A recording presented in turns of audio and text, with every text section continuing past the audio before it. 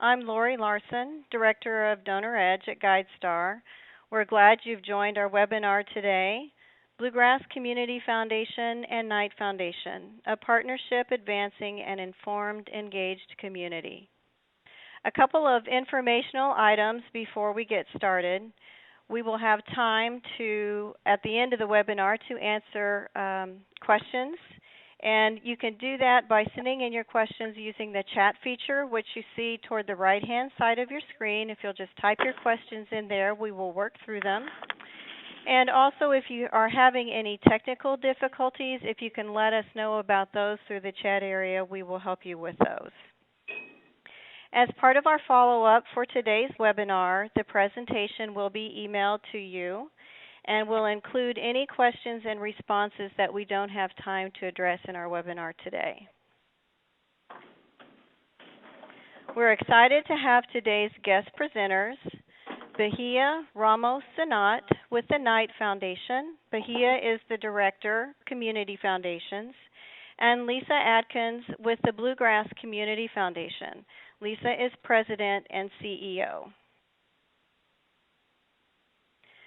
Before our presentation begins, I want to provide you with a little bit of background about GuideStar's role and involvement and commitment to the community foundation sector. The Bluegrass Community Foundation is not only a Knight community, but it's also one of GuideStar's partners in the Donor Edge learning community, which is a robust and innovative group of community foundations that are committed to inspiring engaged philanthropy and who use the GuideStar technology platform Donor Edge. Donor Edge helps the community foundations achieve their organizational goals and strategies, such as community leadership, donor relations and engagement, nonprofit capacity building, and increasing charitable giving.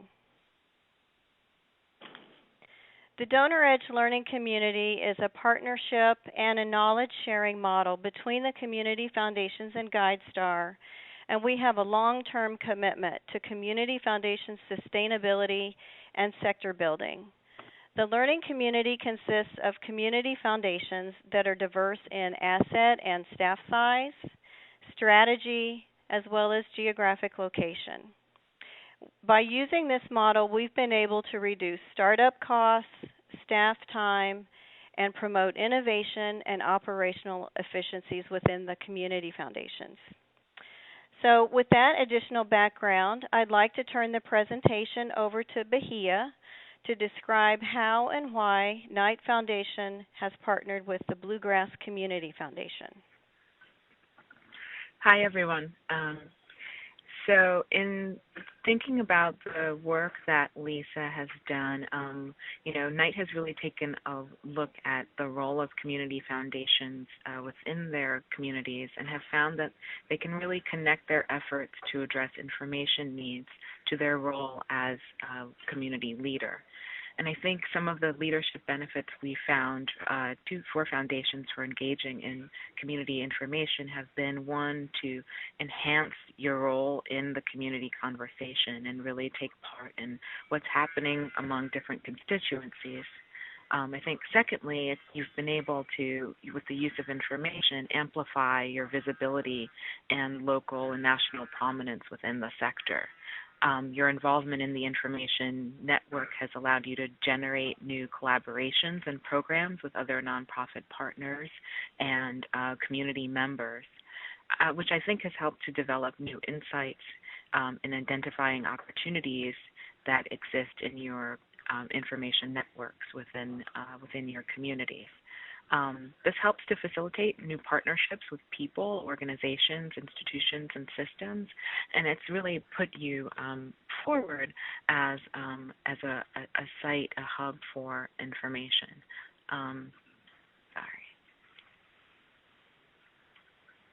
And we found, kind of as a result, communities they're better informed and engaged. Knight is very interested in supporting projects that ensure that citizens are becoming more engaged in their communities. And we look for effective models that are emerging, that are proving to be more effective and sustainable than others. We value improved information ecosystems and look at community organizations that are improving the information health of their communities through competition or collaboration with others. So in looking specifically at Lisa's project, Lisa saw an opportunity within Lexington, Kentucky, where the nonprofit community was being somewhat compromised by not so good information circulating around, issues of transparency and data not getting, either being false or not getting to people and potential donors. And she looked for an information platform that would help kind of alleviate this problem, and she found GuideStar and Donor Edge, and she approached us through our donor advised fund to fund a site called goodgiving.net. And what I think goodgiving.net helped Lisa do was really help put the community foundation kind of cement its place within the community and establish it as a real leader in helping to push the sustainability of its nonprofit community. And in turn, it also helped to leverage donors who are not just those organizations, but her community foundation as well. So we were kind of happy on, 3 areas in helping engage the community through the use of this information and its access to that information more easily, kind of establishing Lisa's prominence and the Community Foundation's prominence within its community as a hub for this information, and generating better sustainability for the nonprofit community within Lexington. So with that, I'm going to turn it over to Lisa to kind of explain and tell her story. Thanks, Bahia. And I think Bahia accurately described really the benefits that have proven to be true at our Community Foundation. To give you a little background about Bluegrass Community Foundation, we are 44 years old. We were formed in 1967. However, I think of our Community Foundation as really sort of a young entrepreneurial startup because for more than 3/4 of that history, there was no professional staff. So it was really a small volunteer-led effort. And even for most of the 12 years or so there's been professional staff, the majority of that, it was quite a small staff, really one to 2 people for most of that time. Now today we have a staff of 9, but again, that's a very recent development. So we are located in Lexington, Kentucky. So we have a core service area of 12 counties in central Kentucky, but actually, have fund holders from, more than 30 Kentucky counties and other places around the United States, as I'm sure many of you do. Our population in that core central Kentucky area is about 280,000 people. And today we have assets of right around $45 million, given the market on any given day, and about $3 million in grant making a year. But at the time we were really seriously contemplating moving forward with Donor Edge and our goodgiving.net site, that was probably closer to $30 million back in 2009, 2010.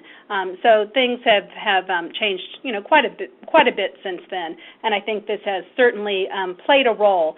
I've been at the Community Foundation just about 2 years, and really there were sort of 3 issues upon my coming here that were identified by the board, and that was to really maximize community impact of the Community Foundation, to really help build a strong brand identity for the foundation. Again, it was certainly an older fixture in the community, but not necessarily at all a well-known one, and to grow the foundation in any number of ways, including more impactful grant making, which is tied, of course, to more assets and more donors and more funds, as just one measure of how to do that. But those were really sort of the overarching themes upon my hiring about 2 years ago, and really even starting out, I thought that Donor Edge would be, really helpful in our executing multiple strategies to achieve those three things. In terms of, so once you're a part of Donor Edge, you can name your Donor Edge site anything you wish. Ours is goodgiving.net, and there are really, and again, being a small foundation or small to mid-sized foundation, we couldn't have a new asset like Donor Edge and just use it to achieve one end. So really, it's just sort of fully integrated into our operation, and it plays a part for us in really executing on multiple strategies. There are three listed here that I can talk about briefly, but there's even a couple more that I'll probably mention. First and foremost, as Bahia mentioned, we really did have a need to create a more informed and engaged community. We think around charitable giving and around nonprofit information and around, very accurate and timely information was important. Along with that is to obviously grow a more charitable community where charitable giving is more top of mind, becomes a more integrated part of our culture here in Central Kentucky and across the state, and just part of our everyday activity. And again, as Bahia noted, and tied to the first bullet, is to promote transparency and accountability among nonprofits, and really have a way to reward those that are being transparent and accountable. And I'll talk a little bit more about that. In terms of community information and engagement, our Community Foundation commissioned a study in 2010, and we surveyed 500 adult residents, 18 years of age and older, across Lexington and Fayette County, to really try to take their pulse around charitable giving and what they knew about the Community Foundation and about nonprofits. And in terms of the Community Foundation, they didn't know much, probably not surprisingly, but it was even interesting what they did or did not know around nonprofits. 20% of the folks surveyed could not identify a single nonprofit, nothing. And even of those that could name one nonprofit, 42% of those folks could not name a second nonprofit. And so, this, supported by other questions in the survey, really told us that, one of the reasons we might have a giving gap in our region is that we also have an information gap, that the community doesn't have a good understanding about nonprofits and, how they, so significantly contribute to the vibrancy of our community and how essential they are. And so, that was, again, a major driver for us in terms of goodgiving.net and how that aligns with the objectives of the Knight Foundation Donor Advised Fund at the Community Foundation. So we thought that was really important as a source of information and trying to really have an engaged, informed citizenry and have them engage with such a vital institution in our community, nonprofits broadly, and to be knowledgeable and have good, relevant information. We certainly want to create a more charitable community, and to that end, we want the Community Foundation to be a place that it doesn't matter if you have, $2,500 or, $25,000, or frankly, if you have $25. We know that that the majority of people in our community, will never have a donor advised fund or an endowment here, but we want to be their giving and their charitable resource as well. And as we'll talk a little further, there are tools in Donor Edge that really allow us as a community foundation to, one, be positioned as that philanthropic expert, but to give anyone in our community tools and services, and really sort of a value add, whether or not you ever have, a charitable fund at our community foundation, there's still a place for you here in terms of information and engagement, and there's still a way that we can make your charitable giving really simple, effective, and hopefully even fun. And Donor Edge, goodgiving.net allows us to do that. In terms of the transparency and accountability, 2 years ago, it was really daily headlines in the newspaper about nonprofits or quasi-nonprofits and even governmental entities. There was just there was a great deal of abuse and fraud going on, and frankly, the least of it was attributable to nonprofits, although there were one or two where there was just a whopper of embezzlement. In fact, it was frankly a local Big Brothers Big Sisters chapter here that I think the former sort of office manager / bookkeeper was just sentenced, I think, to 5 or 6 years in the federal penitentiary for embezzlement. And it was, again, 2 years ago, that was really probably the only true nonprofit, but there were all of these sort of scandals and abuses going on where you really couldn't tell as a member of the public if it was a nonprofit or a quasi-governmental body. It sort of painted with a very broad brush sort of all nonprofit organizations.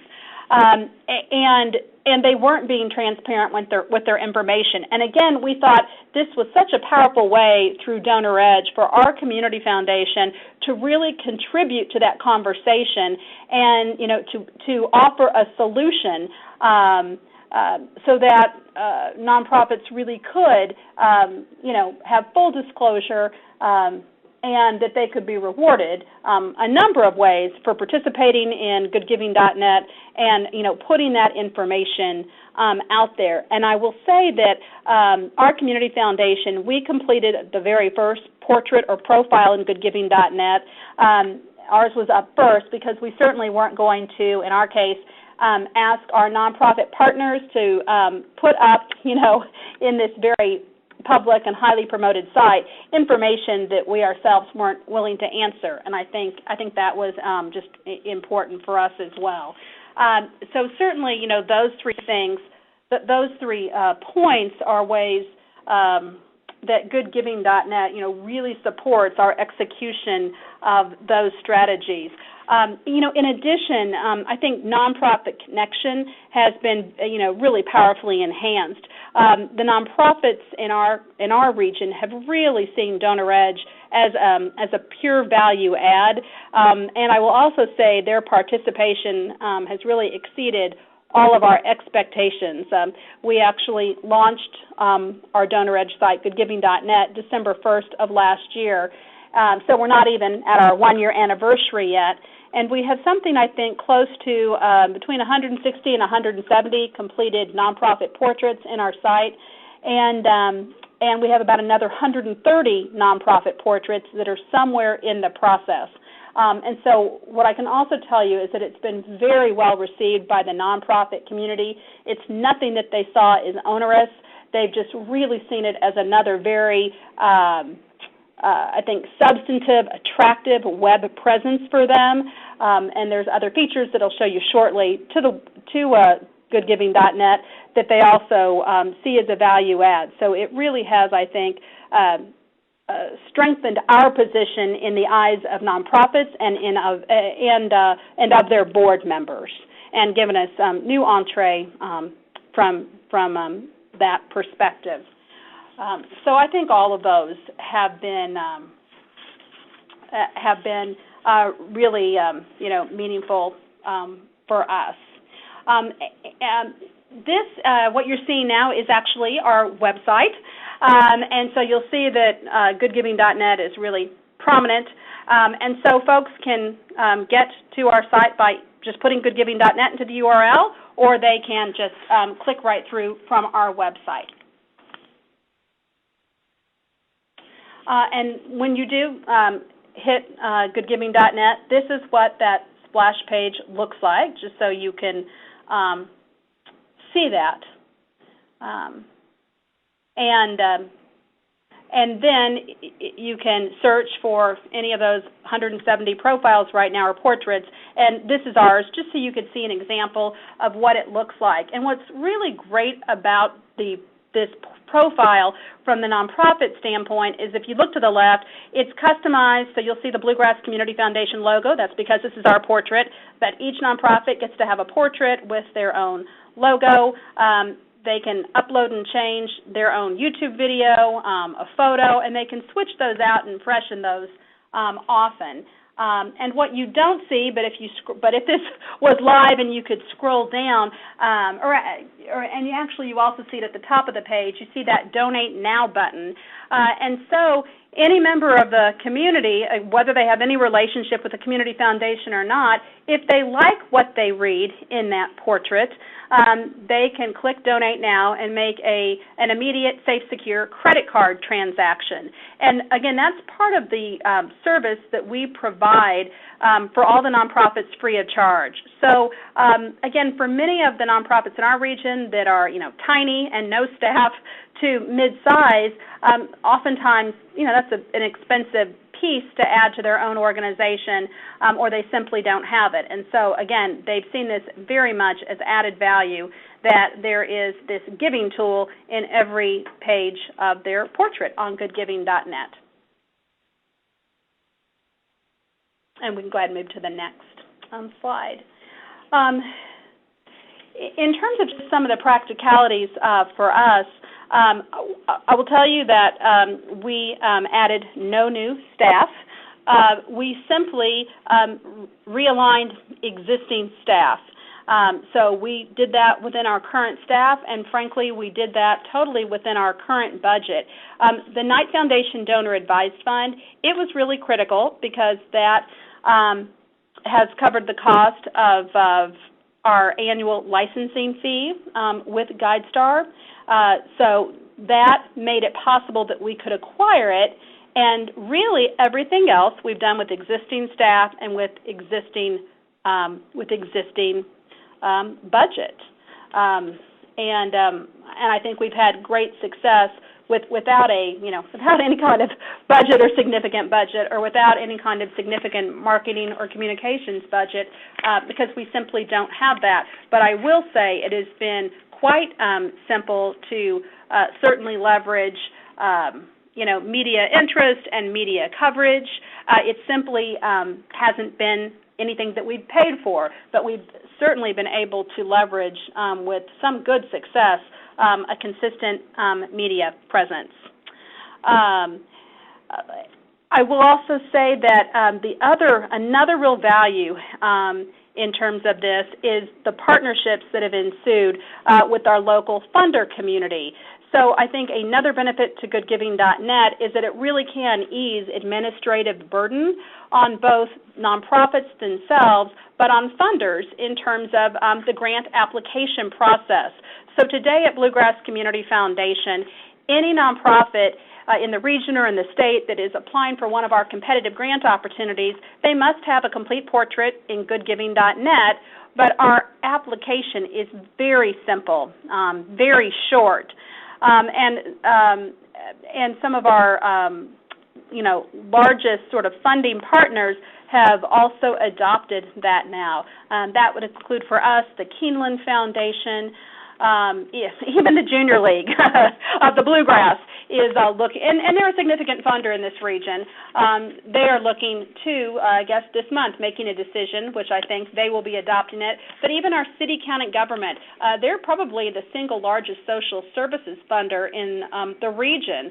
They do millions and millions of dollars of social services funding, and they had an incredibly burdensome grant application process. And so they were looking to change their process.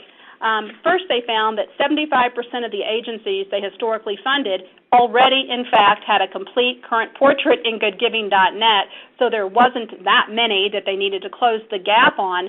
But really, about 98% of the core information that they required was already, in the portrait. So they, too, have really slimmed down their application process. They're opening that up to many more agencies now, but they do beginning, January 1, have to have a complete portrait to apply for funding from the county city government. In terms of other practicalities, the business planning with GuideStar was incredibly helpful. Lori flew out and joined us in Lexington and really helped us with our sort of business planning around how we were going to do this, how we were going to execute, how we were going to utilize existing staff and budgeting capacity, because that's the approach we took.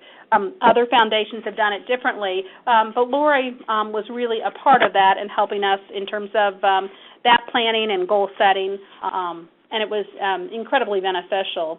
And then in terms of alignment with the Knight Foundation's objectives, it just really has been, for us, fundamentally about creating a more informed and engaged community. And afterwards, if anybody wants sort of the particular points of alignment with the Knight Foundation objectives for the Donor Advised Fund, I can share those. But it was just multiple points of alignment, and we also thought that for the money that was being granted from the Knight Donor Advised Fund, already today it's impacting not only this community foundation, but 170 nonprofits. And the grant is roughly about $35,000 a year. So there's really no other grant that we could do from that Donor Advised Fund in the amount of $35,000 that would positively impact, I think, so many nonprofits and reach out so broadly to the community. So we thought, and the Community Advisory Committee thought, and the Knight Foundation agreed, that this was a really impactful way to devote a portion of the grantable resources from the Knight Donor Advised Fund. And I will say one benefit as a result of the technology is a brand new partnership that we're engaged in with Smiley Pete Publishing. This is a print publishing company in Lexington that prints the regional business newspaper, Business Lexington. So that comes out twice a month. And then they also have two monthly neighborhood publications that are, very well read, both that they land in people's mailboxes, but, you pick them up at restaurants all over town, that sort of thing, and, other popular locations.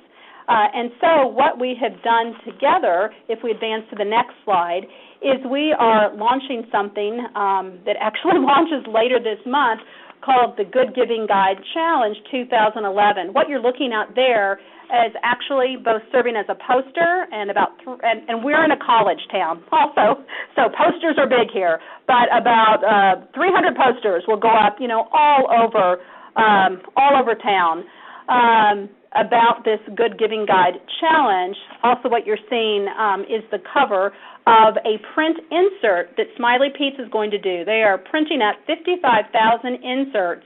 This is just the cover, but it is a guide that is highlighting 58 nonprofits from our city, county here that all have complete portraits in goodgiving.net. And each of the nonprofits is going to receive a full-page color profile in this print guide, and essentially the Community Foundation, along with Smiley Pete Publishing, who will print and deliver 55,000 of these inserts, all hitting right around between October 27th and November 2nd. Through the power of our joint social media, and we're going to be pushing this guide out to the community and the readership of Smiley Pete Publishing and all three of their publications to really get in there and look at those nonprofits, perhaps explore a passion that you didn't, that you hadn't yet found a nonprofit that might align with something you're really interested in, or hopefully more than one nonprofit, and it pushes them all online to the Good Giving Guide Challenge site.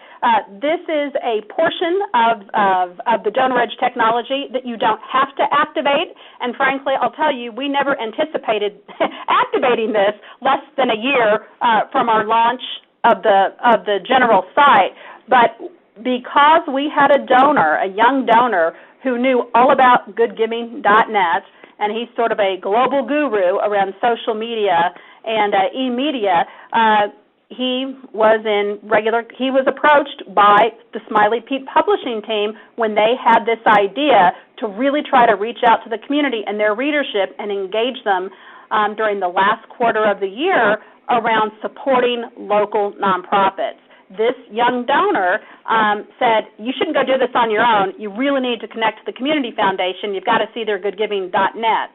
And they knew a little bit something about it, but they didn't know that it could help them achieve their ends and our ends.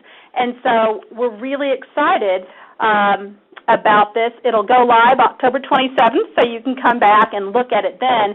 But this is what this is essentially, I guess, a template of what the giving portion of the technology will look like. And what we did is we actually opened up this opportunity to be in this guide to every Lexington, Fayette County-based nonprofit that had a complete current portrait of that total number. 58 wanted to participate in this opportunity. So it was a benefit to even be in the newsprint insert. It was a benefit of being in goodgiving.net and having that complete current profile. And then folks will be pushed from both the newspaper insert, but ongoing issues and ongoing social media by the nonprofits and by Smiley Pete's and by the Community Foundation to get online. And as you can see, they can search for a nonprofit by the name of that nonprofit. They can search for them by category, and then they can make a safe, secure credit card contribution. And it really is done very much as a challenge and sort of campaign style. But we're really excited for this to be launching in less than 2 weeks. And really, this all came to be because of our participation with Donor Edge. And truly, it is giving us, this campaign is just positioning us in a total new light, and is giving us an incredible media presence, and really in all forms of media that, we never otherwise could have achieved. Plus, this platform is going to be really informing and engaging people all across our region in a way that our community foundation could never have done alone and could not have accomplished without the leverage of the Donor Edge technology. So after January 1, I can let you know how it all went. But that's what we're doing right now.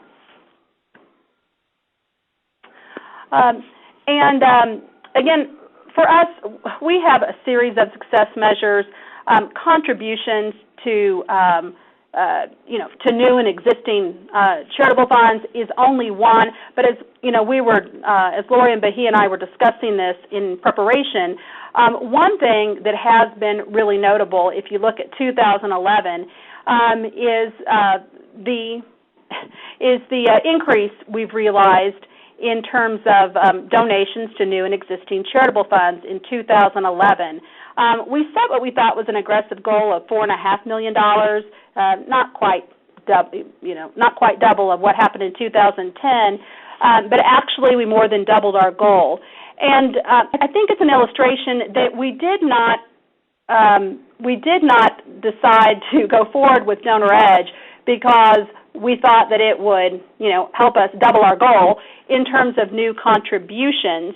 And I won't say that Donor Edge by no means is solely responsible, but I do think it is really attributed to the success we're having in just this one measure because of all the ways we're integrating that in deploying numerous strategies to make this a more informed and engaged charitable community, to change the positioning of the Community Foundation, to really strengthen our brand identity, to help better position us as the philanthropic expert in this region.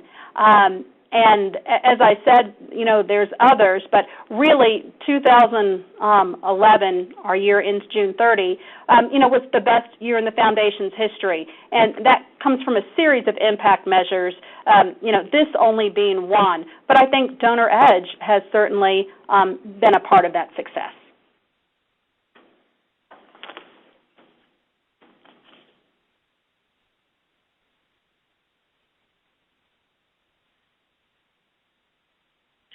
So, in thinking about next steps from, after learning about all this, I think it's important for you all to really think about what the opportunity is within your community.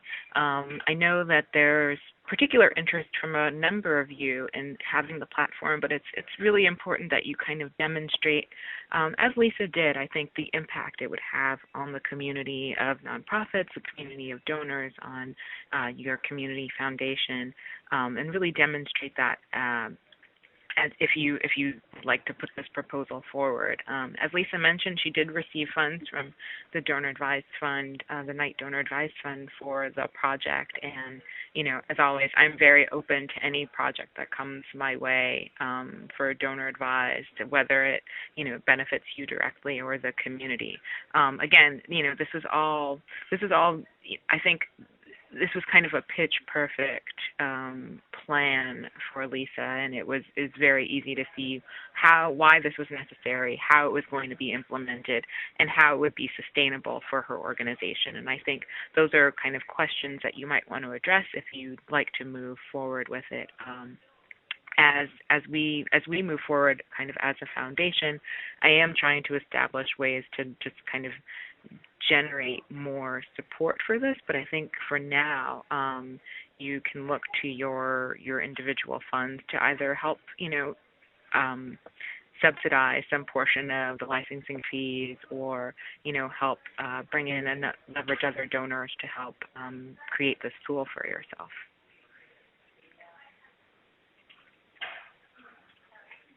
And with that, okay. Thank you, Bahia. Yep. And thank you, Lisa, for sharing this wonderfully successful partnership between Knight and Bluegrass. It's really an exciting opportunity we have in front of us.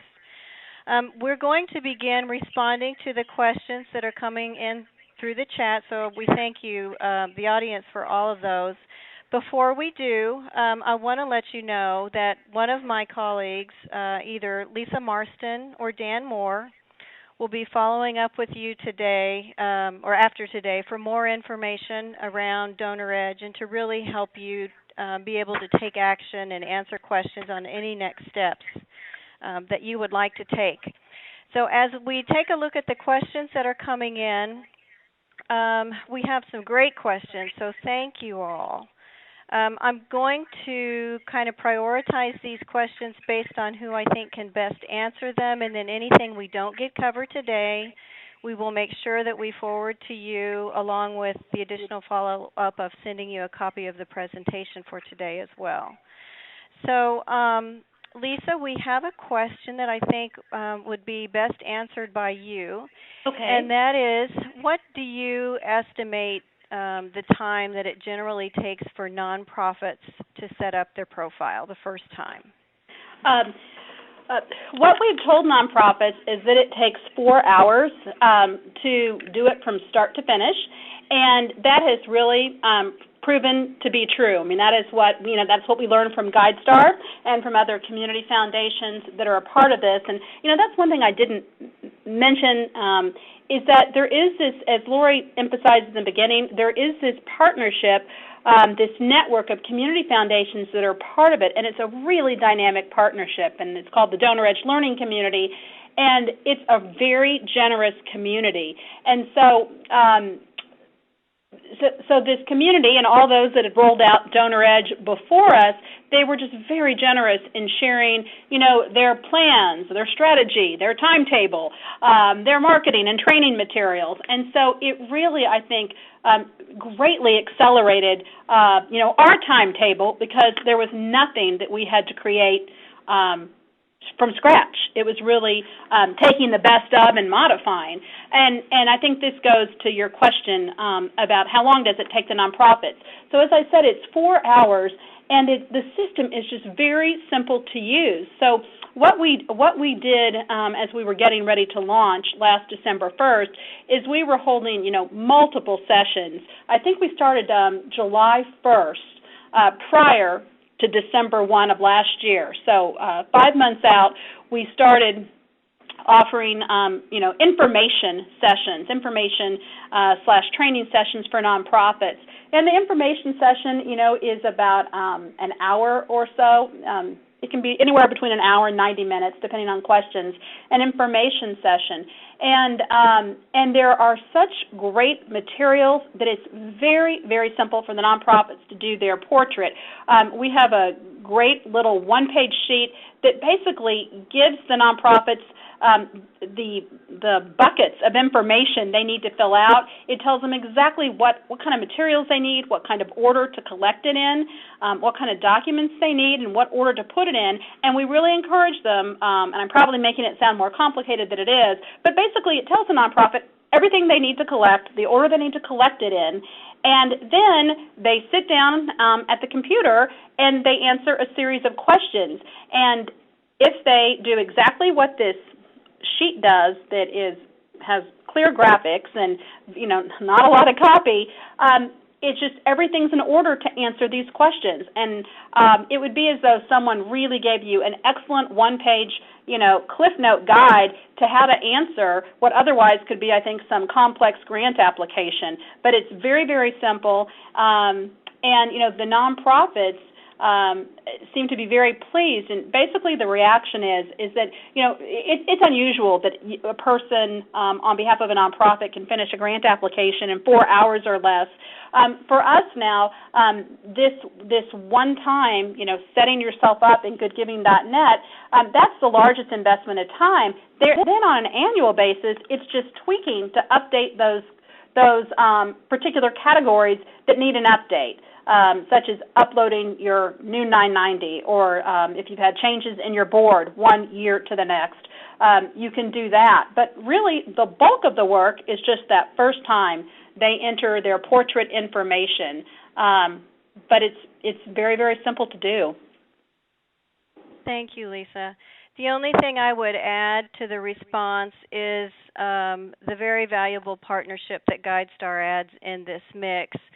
As DonorEdge is launched in new community foundations, how we begin the process is the community foundation will let us know the geographic area of the nonprofits that you want to include in your DonorEdge site. And so what we will do at GuideStar is we will pull the nonprofit data that we have at GuideStar on those particular nonprofits and then pre-populate your DonorEdge profiles. So it's a great way to get a jump start and a quick launch around that first-time creation of a nonprofit profile. Yeah, I will. I absolutely agree with Lori. The nonprofits found it very valuable that their portrait site was preloaded with their information in GuideStar. But then as they complete their portrait, it also feeds back to their GuideStar portrait and adds more, a greater depth of information to their GuideStar portrait. So they like that as well. Great. Another question, Lisa, for you is the audience is wondering how you created the content to your site, not the nonprofit profiles, but all that great marketing content and informational content on your site. What was your experience like about that? Again, what we did is I think we were the 10th community foundation to roll out DonorEdge. And so what we did is we cheated.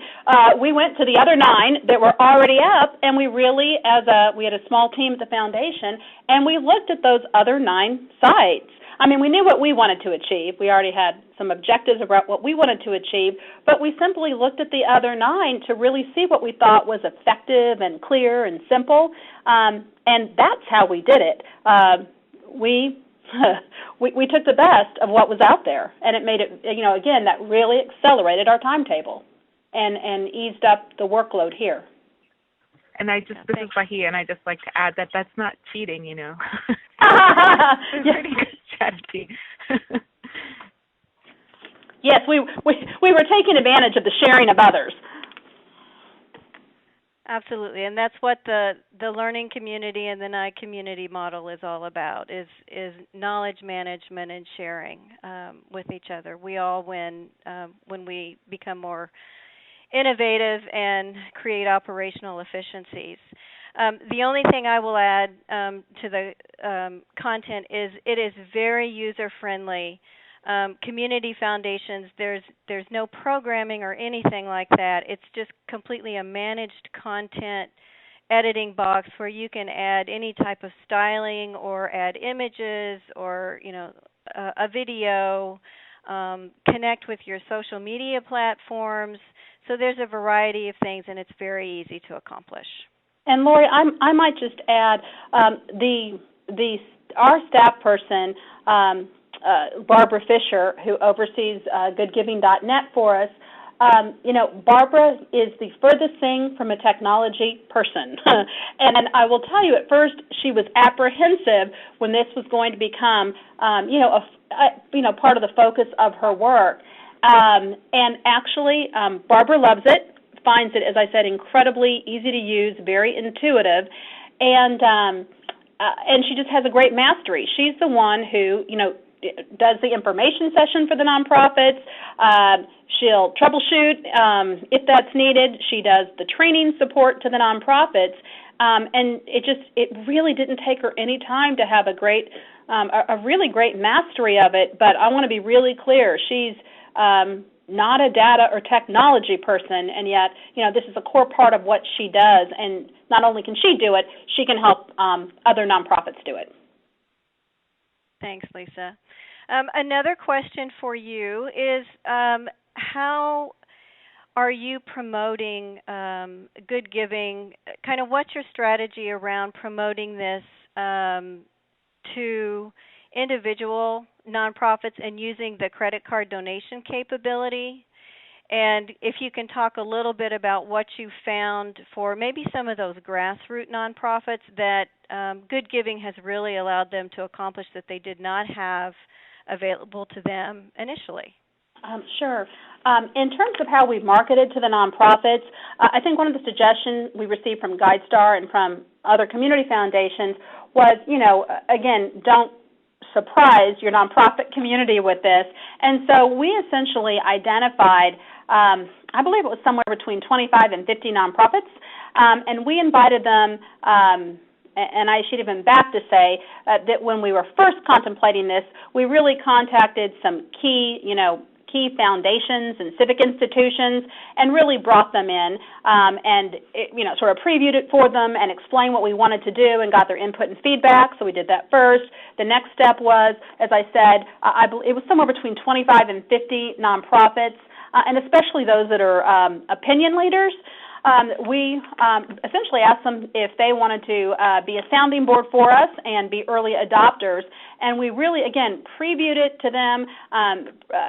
We're able to answer their questions, any apprehension they might have or barriers they perceived, and we sort of and move from there to then just a series of information sessions.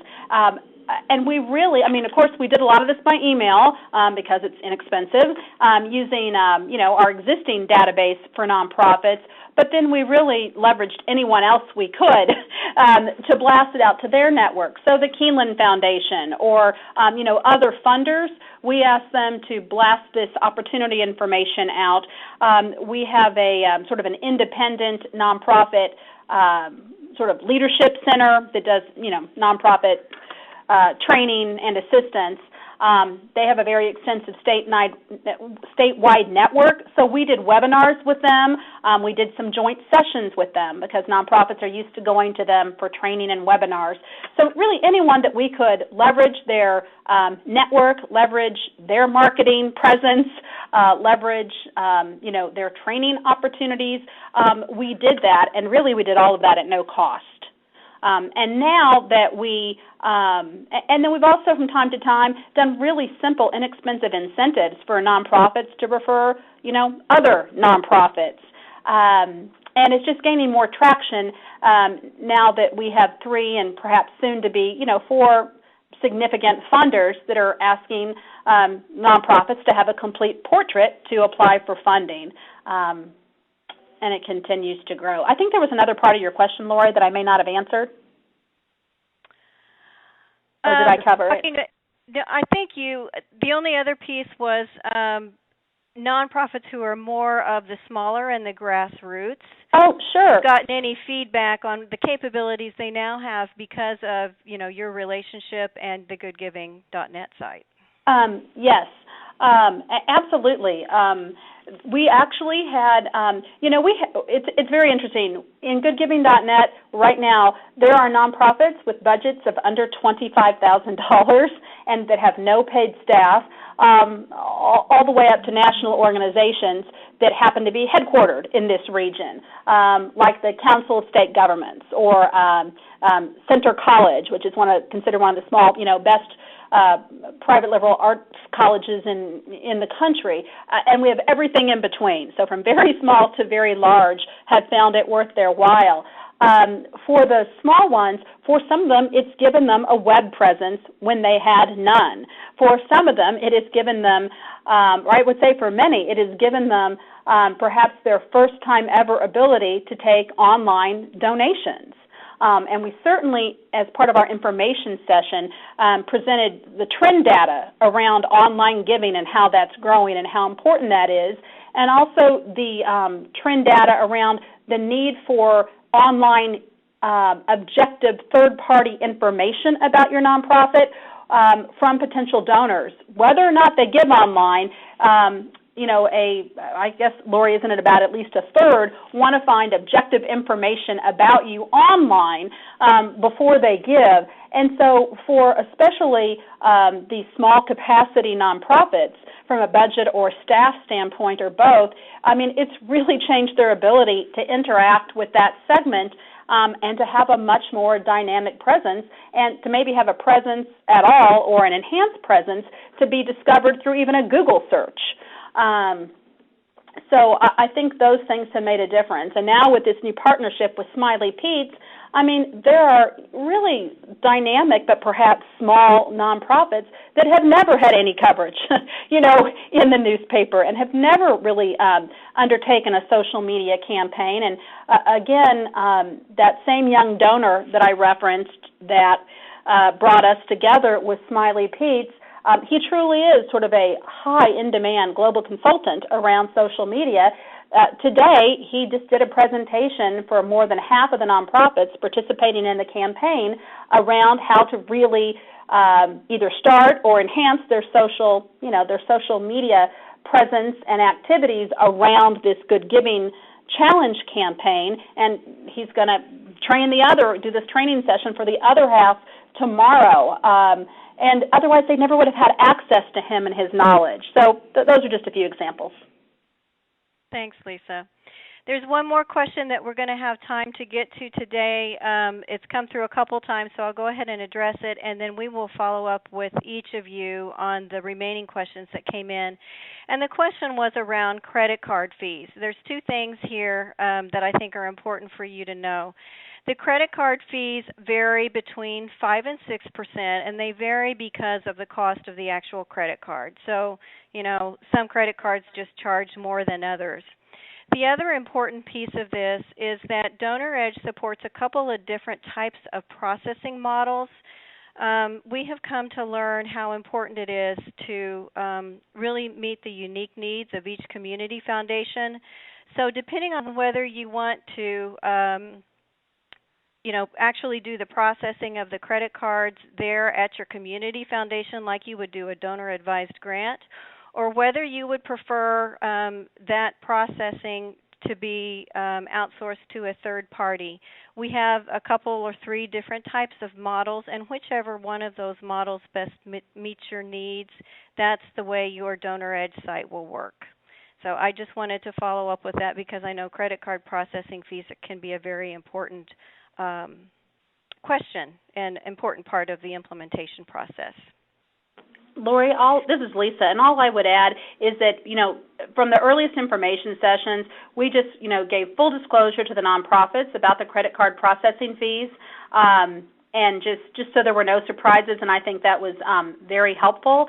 And also, when donors actually make a credit card contribution through this site, essentially a text box comes up, and it does give them the option to gross up their donation to cover that fee if they choose, which is a nice feature. A great addition, Lisa. Thank you. Well, we have come to the end of our presentation today. Lisa and Bahia, we know you both are exceedingly busy, and we thank you so much for investing your time today and also in preparation of this webinar. Thank you both for the groundbreaking work that you're involved in, and GuideStar is looking forward to successfully continuing this work with you.